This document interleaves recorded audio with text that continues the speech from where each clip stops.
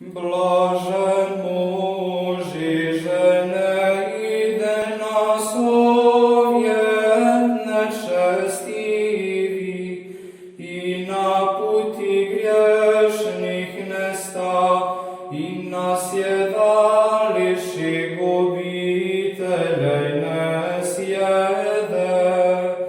Но в законе Господне воля Его, и в законе Его поучися день и ночь. И будет яко древо насажденное при исходящих вод, еже плод свой даст во время свое, и лист его не отпадет, и сяе лика, аще творит успеет.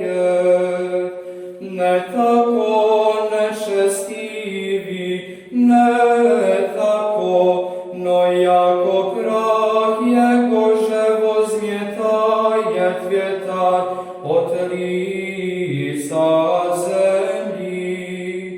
Сего ради не воскреснут нечестивый на суд, ниже грешницы совет праведный. Яко есть Господь путь праведный, и